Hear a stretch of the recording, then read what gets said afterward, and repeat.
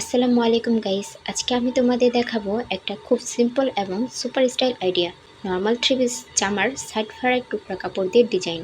দেখতেই পাচ্ছ এটা একটা রেগুলার ড্রেস। যেহেতু এটা একটা থ্রি পিসের কামিজ, তাই আমি সাইডে ফাড়া রেখেছি আর সাইডে আমি একটু স্টাইল করে নেব। আর এই ফাড়া জায়গাটাতে আমরা ইউজ করব টুকরা কাপড়। এই ছোট ছোট কাপড়গুলো দিয়ে তুমি চাইলে অনেক ইউনিক লুক ক্রিয়েট করতে পারবা। প্রথমে আমাকে যা করতে হবে, জামার সাইড ফাড়াটুকু আমি ওপেন করে নেব।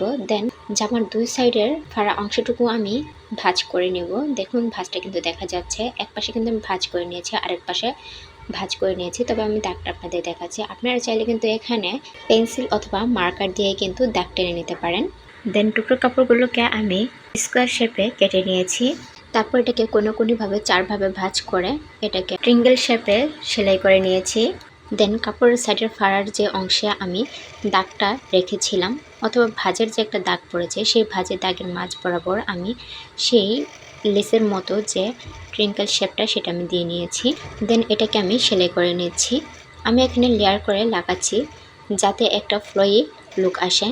এবার একটা একটা করে সাইডে স্টিচ করে নিচ্ছি। সেমভাবে আমি ছোট অংশ দিচ্ছি, তারপর আমি একটু বড় অংশও দিচ্ছি। এখন কাপড়ের যে বাড়তি অংশ দেখতে পাচ্ছ, এই কাপড়টাকে আমি ফোল্ডিং করে দেন সেলাই করে নিব। আর সেলাইগুলো কিন্তু আমি ফ্রন্ট সাইডে করে নিয়েছি, যেমন রেড ড্রেসে খেয়াল করলে বুঝতে পারবে গোল্ডেন শেড। আর কাপড়ের নিচে সুন্দর লাগে খেয়াল করা আমি কিভাবে ভাঁজ করছি। এই ভাঁজটা করলে কিন্তু নিচে এবং ফাড়ার সাইডের অংশে কিন্তু ভাঁজটা ফেলতে খুবই সুবিধা হয়। চাইলে কন্ট্রাস্ট কালার ইউজ করতে পারো, তাহলে ডিজাইনটা আরও পপ করবে।